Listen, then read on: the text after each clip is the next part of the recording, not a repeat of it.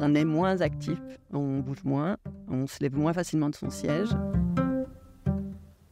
Il avait été estimé que ce coût social de l'inactivité physique serait de 140 milliards d'euros par an, qui correspond à plus de 38 000 décès et 62 000 pathologies causées chaque année. Et là où je pense que ça pêche, et c'est quelque chose souvent qui pêche dans les collectivités territoriales, les administrations de manière générale, c'est qu'il n'y a pas de coordination. C'est des actions qui doivent être proposées en même temps pour qu'elles viennent se renforcer et créer une dynamique positive et un cercle vertueux. Vous écoutez Intervalle, un podcast proposé par le service Sciences et Société d'Université Côte d'Azur qui part à la rencontre des chercheuses et des chercheurs. À chaque nouvel épisode, nous partons à la découverte d'une nouvelle thématique de recherche. Et aujourd'hui, on a le plaisir d'accueillir Anne Villemain qui va nous parler d'activité physique. Alors bonjour Anne, est-ce que je peux te laisser te présenter pour les auditeurs qui nous écoutent ? Donc, je m'appelle Anne Villemain, je suis professeure des universités en STAPS à l'Université Côte d'Azur. Je suis rattachée au laboratoire de recherche LAMES, le laboratoire motricité humaine, expertise, sport, santé. Et je suis directrice de l'école universitaire de recherche ELSI, Écosystème des sciences de la santé, qui intègre à la fois les STAPS, la psychologie et l'ingénierie de la santé. Alors on va profiter de t'avoir avec nous pour essayer de comprendre pourquoi le niveau d'activité physique de la population est un sujet de société important et essayer d'identifier les leviers qui peuvent être actionnés pour faire en sorte que la population augmente son niveau d'activité physique. D'ailleurs, Anne, qu'est-ce qui t'a poussé à t'intéresser à la promotion de la santé par l'activité physique ? Alors, je suis venue à la recherche dans mon parcours universitaire de manière assez progressive et étant dans le champ des STAPS, naturellement, j'étais intéressée par l'activité physique, mais pas forcément par une pratique sportive intensive et de haut niveau. Et je m'intéressais déjà à l'intérêt que pouvait avoir une pratique d'activité physique pratiquée de manière plus ponctuelle et moins intensive, pouvait avoir comme intérêt sur la santé. Et donc, j'ai commencé par m'intéresser à cette thématique activité physique appliquée plutôt au champ des personnes âgées.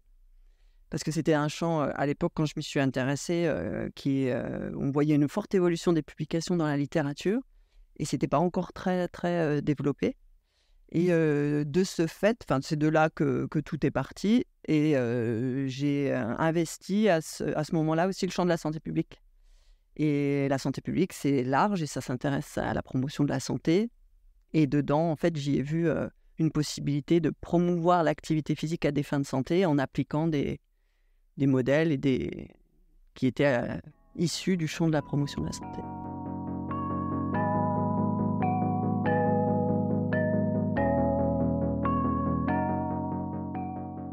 Alors tu as beaucoup travaillé sur la sédentarité et le lien existant entre l'activité physique et la santé.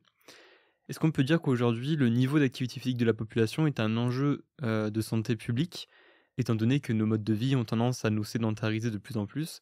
Je pense par exemple au travail de bureau, qui est devenu beaucoup plus fréquent. Je pense à la généralisation du télétravail. Je pense aussi à l'utilisation de la voiture, donc qui fait qu'on se déplace un peu moins. Voilà. Est-ce que tous ces changements de mode de vie font de l'activité physique un enjeu de santé publique ? Alors oui, on est sûrement plus sédentaire qu'avant. Et donc, la promotion de l'activité physique, en ce sens, constitue un enjeu parce qu'on a des gens qui sont plus souvent assis, plus longtemps assis, et qui, en plus, font moins d'activité physique. Et donc, on est exposé à plus de risques pour la santé. Et on a également beaucoup de contraintes autres qui s'imposent à nous dans tous les secteurs, que ce soit personnel ou professionnel.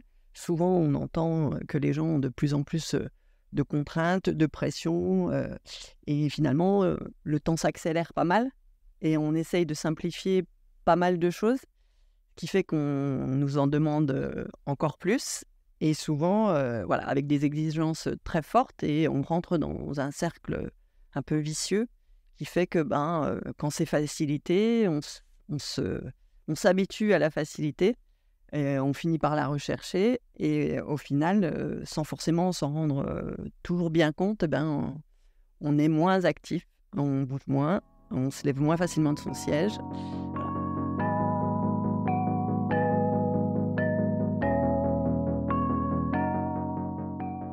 Alors, tous ces changements de mode de vie ont tendance à nous sédentariser, ce qui a des conséquences sur notre santé.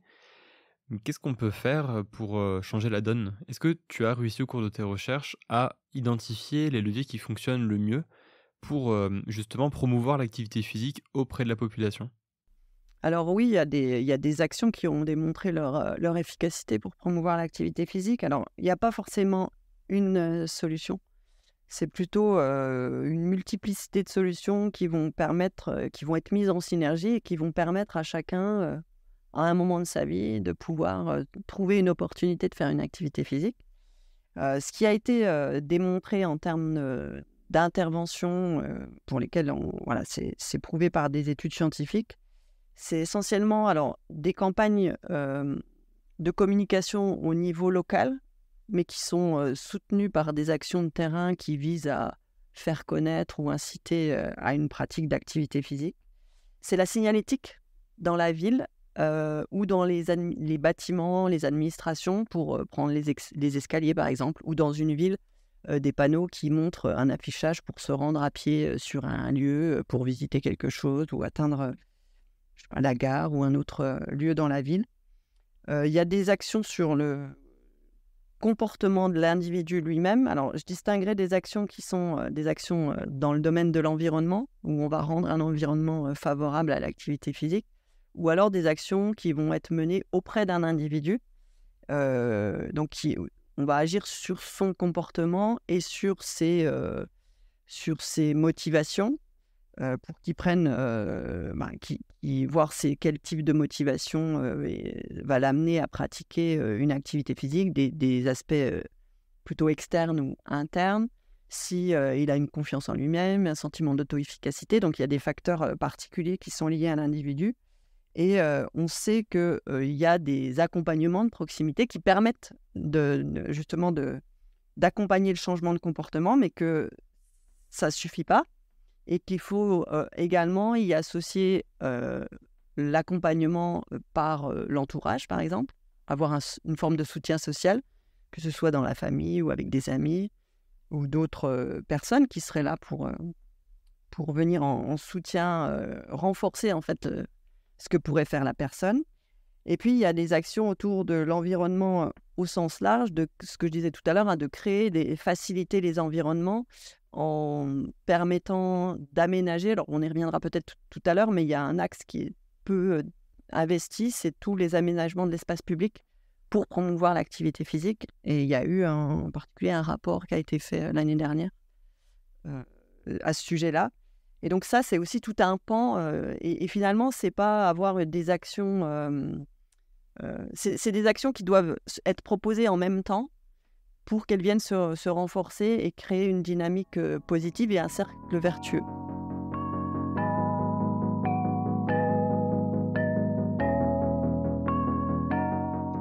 Alors, tu nous disais qu'il y a un axe qui demeure assez peu investi, celui des aménagements de l'espace public.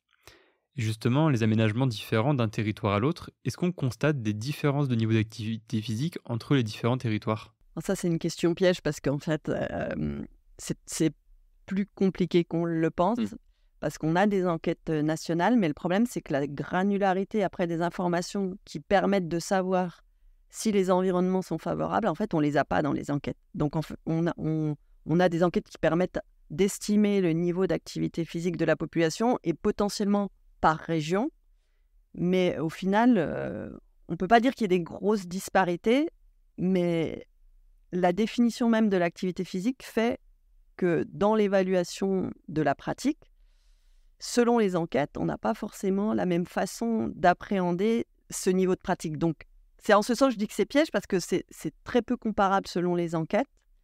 Et il y a des enquêtes régionales ou plus locales parce qu'il y a des gens qui se sont intéressés à essayer d'en savoir un petit peu plus. Mais en fait, après, en termes de comparabilité, d'avoir une estimation au niveau national qui permettrait de dire là, c'est moins favorable que là. Alors oui, on sait que si les environnements sont moins favorables, ça va forcément moins inciter. Pour autant, on ne peut pas d'emblée dire qu'il n'y a pas un niveau de pratique suffisant dans ces territoires-là. Parce que maintenant, l'activité physique est vue comme un comportement tellement large en termes de possibilités de pratique, on y reviendra aussi peut-être, qu'on n'est pas sur une pratique sportive où on se dit il faut absolument un terrain de foot, un gymnase, un terrain de basket extérieur ou intérieur. Donc là, on est sur une pratique, quand on parle d'activité physique, qui est extrêmement variée, extrêmement large, avec des degrés d'intensité très différents, à différentes finalités. Et donc, ça complexifie aussi sa mesure. Alors oui, c'est vrai que depuis le début de l'épisode, on parle d'activité physique, mais on n'a pas encore défini cette notion. Qu'est-ce que ça englobe justement, cette notion d'activité physique? C'est vraiment tout ce qui, à partir du moment où on va se mettre en mouvement, et on parle d'activité physique, et on a de l'activité physique dans différents domaines de notre vie. Donc ça peut être dans notre activité quotidienne, parce qu'effectivement, pourquoi pas des activités ménagères, c'est quand même... Ça nécessite du mouvement. Le problème, après, on y reviendra, c'est est-ce que je fais le mouvement de manière efficace, ou en tout cas, est-ce que je fais avec une bonne posture et qui fait que je ne vais pas me faire mal au bout du compte si c'est trop répété. Mais on a donc toute cette activité quotidienne, et puis on peut aussi faire une activité physique à la maison parce que je vais faire un peu de gym d'entretien ou avoir... Il y a beaucoup d'activités qui se font à domicile, encore plus depuis Covid, hein, ça se voit dans les enquêtes. On a une activité physique qui peut être de loisir parce que voilà, je vais aller pratiquer soit dans un club, soit je vais aller faire de la randonnée pédestre ou simplement courir dans la nature. Je peux avoir une activité physique qui est associée aussi à mon environnement de travail. Alors, je parle pas forcément de l'activité physique liée à la fonction que j'exerce, mais peut-être dans mon environnement, je peux avoir aussi des environnements qui font qu'on va me proposer de l'activité physique ou que la médecine du travail va faire des recommandations.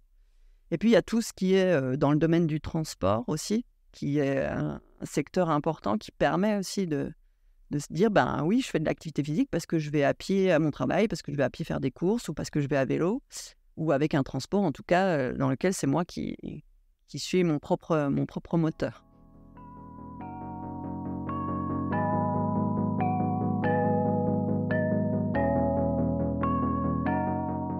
Et ces changements de pratique peuvent avoir des conséquences qui peuvent déborder au-delà de l'activité physique et toucher d'autres domaines, comme l'environnement. Par exemple, si on encourage les personnes à marcher plus, à prendre plus leur vélo, et donc à prendre moins d'autres types de transports polluants comme la voiture, ça peut avoir des répercussions positives sur l'environnement. Donc c'est des conséquences qui vont même au-delà de la santé. Ouais, ça touche beaucoup de secteurs, et c'est en ce sens que c'est un levier intéressant pour beaucoup de monde. Donc, il y a effectivement, on peut s'intéresser à l'aspect environnemental, et ça peut répondre à des objectifs environnementaux.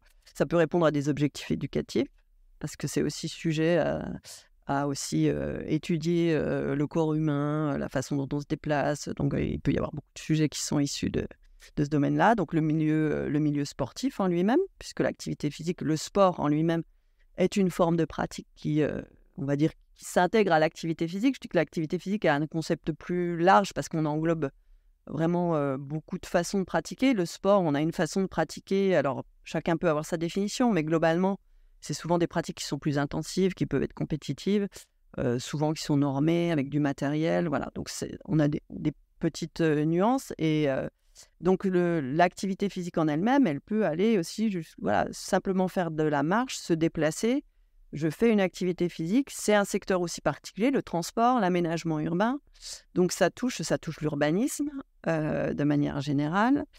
Ça touche la santé au travail, la santé en général, mais la santé aussi au travail de manière spécifique. Donc voilà, on a une multiplicité de secteurs qui peuvent être concernés par cette activité physique qui est finalement très transversale.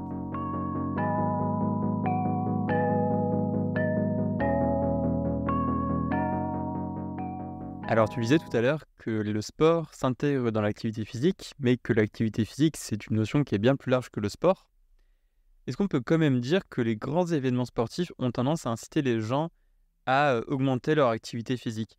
C'est une question qui est assez d'actualité parce que là, on a beaucoup de grands événements comme la Coupe du monde de rugby, et puis récemment à la coupe du monde de football, on a aussi les jeux olympiques. Voilà, est-ce que ces grands événements ont tendance à augmenter le niveau d'activité physique de la population? C'est ce qu'on veut nous faire croire. Heu, Après tout événement, toute action, peut avoir un impact potentiel, mais je dirais que tout dépend en fait comment, il s'intègre dans un contexte particulier et comment il est soutenu par ailleurs. Donc, si c'est une action ponctuelle, comme c'est souvent le cas, on va dire que l'intérêt est assez moindre en termes de contribution à promouvoir l'activité physique.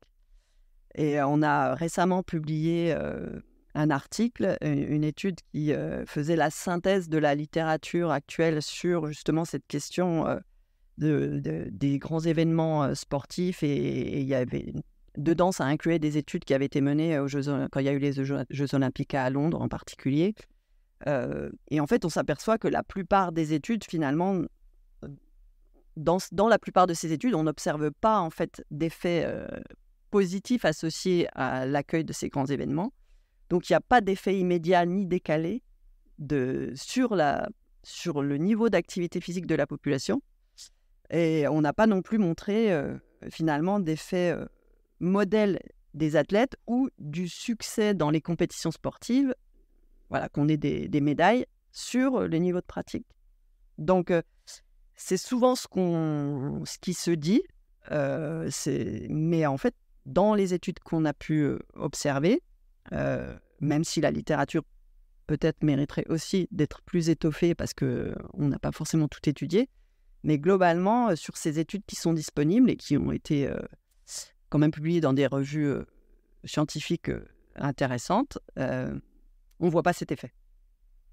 Donc l'idée, c'est plus de dire, tenez-en compte, et peut-être investissons, dans des choses pour lesquelles on sait que ça marche et pour lesquelles on a un plan, mondial même sur l'activité physique qui a été édité il y a quelques années.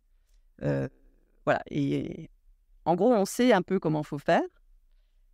Pour autant, ces grands événements ont d'autres enjeux, même s'il y a un enjeu associé à la pratique et où on peut penser que ça va permettre de promouvoir l'activité physique. Avant tout, les enjeux sont ailleurs. Et d'ailleurs, j'imagine qu'il y a aussi des enjeux économiques liés à la promotion de la santé par l'activité physique. Si on regarde les bienfaits qu'apporte la promotion de la santé par l'activité physique en termes purement économiques, est-ce qu'on peut dire qu'investir dans la promotion de la santé de cette manière, c'est un investissement rentable? Parce que j'imagine que si les gens font plus de sport, pratiquent plus une activité physique, ils vont être en meilleure santé et donc ils vont avoir moins tendance à aller voir des professionnels de la santé, ils vont avoir moins tendance à être hospitalisés, donc il y a des coûts de santé qui vont diminuer. Donc est-ce qu'on peut parler d'investissement rentable? Alors oui, il y a eu des estimations. Alors, moins en France que dans d'autres pays à l'international, mais il y a eu un rapport qui est paru, qui a été mené sous l'égide du ministère des Sports et des Jeux olympiques et paralympiques, qui est paru, qui est sur évaluer les impacts socio-économiques du sport santé en France. Et on a eu aussi l'année dernière un rapport de France Stratégie, donc qui était à la demande du gouvernement. Il y a eu une estimation du coût social de l'inactivité physique. Alors, c'est pas tout à fait la question, mais on retombe sur quand même un élément de réponse. Donc, le coût de l'inactivité physique, ça veut dire, l'inactivité physique, c'est en gros ne pas faire d'activité physique selon les recommandations habituelles de santé publique. Donc, ça veut dire qu'il faut un certain niveau quand même de pratique pour être considéré comme inactif physiquement. Ça ne veut pas dire ne rien faire du tout. C'est juste ne pas suivre les recommandations. Et dans ce rapport qui est paru en mars 2022, il avait été estimé que ce coût social de l'inactivité physique serait de 140 milliards d'euros par an, qui correspond à plus de 38 000 décès et 62 000 pathologies causées chaque année. C'est énorme. Voilà. Donc, ensuite, il y a eu un calcul de coût évité si une personne devenait active et le restait jusqu'à son décès. Et ce coût s'élèverait entre 840 € pour une personne âgée entre 20 et 39 ans et 23 275 € pour une personne qui serait âgée entre 40 et 74 ans. Donc voilà, ça donne une estimation quand même. Donc là, c'est des modèles économiques. Enfin, c'était un groupe de travail qui mêlait des épidémiologistes, des gens du milieu du sport, des gens du milieu de l'économie. Donc, il y a eu un travail pluridisciplinaire avec un modèle qui a été construit pour faire cette estimation, basé sur des chiffres de la littérature, plus des données de santé françaises. Donc ça, c'est une forme d'estimation. Et malheureusement, ce rapport, c'est quand même assez criant, les chiffres. Et malgré ça, on a quand même du mal à faire rentrer l'activité physique comme étant une priorité de santé et même une priorité dans toutes les politiques. Et d'ailleurs, question très difficile, si je t'organisais un rendez-vous avec des décideurs politiques, quelles seraient les mesures que tu aurais envie de leur suggérer ? Je ne sais pas si c'est si difficile. En fait, je pense qu'il y a plein de choses qui se font actuellement, localement. Il y a beaucoup d'acteurs qui ont pris conscience et qui s'investissent au quotidien pour proposer des solutions, que ce soit les collectivités, les associations sportives. Le souci, c'est ou d'autres structures qui sont déployées sur les territoires. Donc, je pense qu'il y a beaucoup d'actions. Ce que je leur dirais aux politiques, parce qu'il y a aussi beaucoup de documents politiques, beaucoup de stratégies, donc ça, on sait faire. On sait faire des plans. On a depuis une vingtaine d'années donné de plus en plus de place à l'activité physique dans les politiques. Mais en fait, les moyens associés pour mettre en œuvre ces politiques et les évaluer, en fait, sont moins fréquents. Et donc, ce que j'aurais tendance à leur dire, c'est est-ce que c'est une réelle priorité ? Et notamment dans un contexte des Jeux Olympiques où il y a un comité d'organisation des Jeux qui a tout un département autour de l'héritage des Jeux, qui a eu des moyens pour essayer de mettre en place des choses, et ils ont fait des choses, et c'est très intéressant, mais on voit bien que le budget alloué à la promotion de l'activité physique à des fins de santé est très minime comparé au budget qui peut être alloué à d'autres choses, et c'est plus une question de choix politique. Et là où je pense que ça pêche, et c'est quelque chose souvent qui pêche dans les collectivités territoriales, les administrations de manière générale, c'est qu'il n'y a pas de coordination.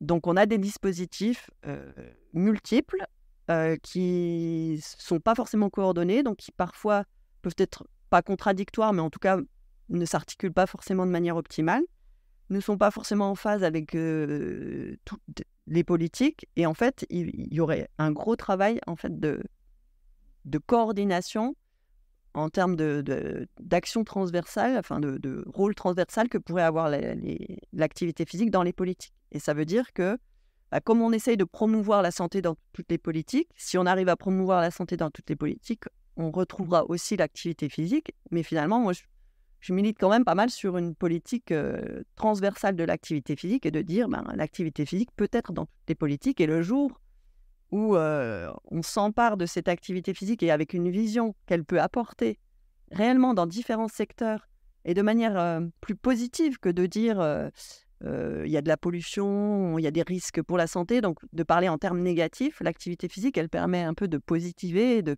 trouver aussi du plaisir, parce qu'avant tout, pour pratiquer, il faut aussi trouver du plaisir. Et donc, on peut balayer différents secteurs, qu'on soit en amont et pour se maintenir en bonne santé, ou alors accompagner des personnes qui, elles, sont déjà malheureusement malades et qui pourraient bénéficier aussi de l'activité physique. Donc là, c'est pas mal de sujets.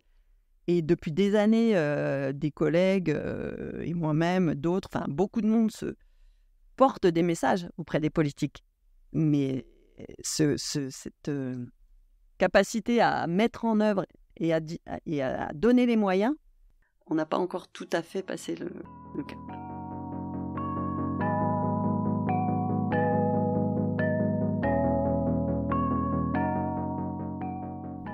Est-ce que les citoyens ont possibilité d'interpeller les politiques pour leur faire remonter des observations sur leur territoire du quotidien ? Voilà, pour faire le lien avec ce qu'on disait tout à l'heure avec les aménagements de l'espace public, est-ce que les citoyens ont possibilité d'alerter leurs élus pour leur dire ce ce qui manquerait dans leur territoire du quotidien pour qu'ils puissent pratiquer de l'activité physique. Alors, en général, il y a dans toute collectivité un moyen de faire des retours sur des sujets quels qu'ils soient. Après, est-ce que les habitants s'en emparent de manière systématique? Sinon, il y a aussi les conseils citoyens qui peuvent permettre de faire passer des messages. Maintenant, c'est est-ce que tous les individus sont sensibles à ça? Il y a aussi des villes qui ont utilisé des plateformes de démocratie citoyenne aussi pour faire émerger des sujets et qu'ils puissent aussi être portés à la connaissance des élus. Maintenant, je ne sais pas si ça fonctionne toujours très bien, mais il y a aussi une démarche du coup d'aller sur cette plateforme, d'ouvrir un sujet, qu'il y ait des gens qui adhèrent, qu'il y ait suffisamment de gens qui y adhèrent pour que ça devienne un sujet considéré comme important. Moi, ce que je pense qu'il serait intéressant aussi d'explorer, parce que c'est pareil, je suis un peu sur le multi-solution, c'est d'utiliser les sciences participatives, donc d'impliquer les citoyens dans les projets de recherche et qu'eux-mêmes soient collecteurs de données. Donc, il y a des études qui le montrent avec des applications qui ont été développées pour que les personnes, par exemple, qui font des marches urbaines, puissent faire un retour sur ce qu'elles voient pendant leur marche, que ce soit positif ou négatif. Donc, ils peuvent prendre des photos, ils peuvent laisser un commentaire.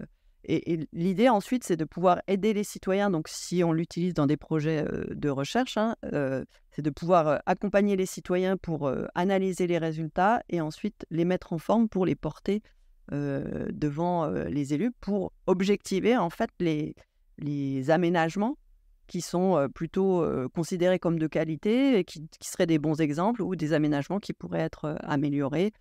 Ça peut être lié à la propreté, ça peut être lié à la sécurité, sentiment de sécurité dans une ville, ça peut être lié à des aménagements de trottoirs ou de pistes cyclables ou d'espaces. Alors, quand on parle d'espace public, je ne parle pas que des pistes cyclables, parce que souvent quand on parle de ça, on voit les transports en commun ou les aménagements de pistes cyclables ou les espaces piétonniers, mais c'est aussi tous ces espaces verts ou ces places publiques qui sont des espaces publics qui peuvent largement contribuer à augmenter le niveau d'activité physique s'ils sont aménagés. Donc c'est vraiment un moyen pour que les citoyens s'emparent de ces questions-là et deviennent vraiment acteurs de leur territoire. Et en fait, par rapport à ça, je voulais mentionner que dans le rapport justement de France Stratégie de l'année dernière, il y a une grille d'aide à la conception d'un aménagement d'un espace public favorable à l'activité physique pour la santé qui avait été élaborée avec des critères sur le type d'espace, sa taille, l'accessibilité physique temporelle, les types d'équipements dédiés ou non à l'activité physique. Et en fait, c'est un outil qui est aussi disponible pour des collectivités, notamment pour essayer d'améliorer ou d'augmenter les espaces publics qui pourraient servir aussi à l'activité physique. Et là, c'est vraiment un levier intéressant à utiliser. Merci beaucoup Anne d'être venue sur le podcast. Je pense qu'on a mieux compris grâce à toi les leviers qu'on peut actionner pour promouvoir l'activité physique auprès de la population et qu'on a mieux compris les enjeux de santé publique autour de ces questions-là. Voilà, merci beaucoup.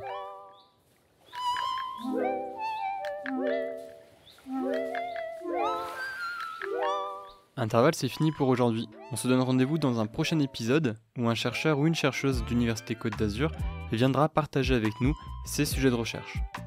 Intervalle est un podcast produit et proposé par le service Sciences et Sociétés d'Université Côte d'Azur.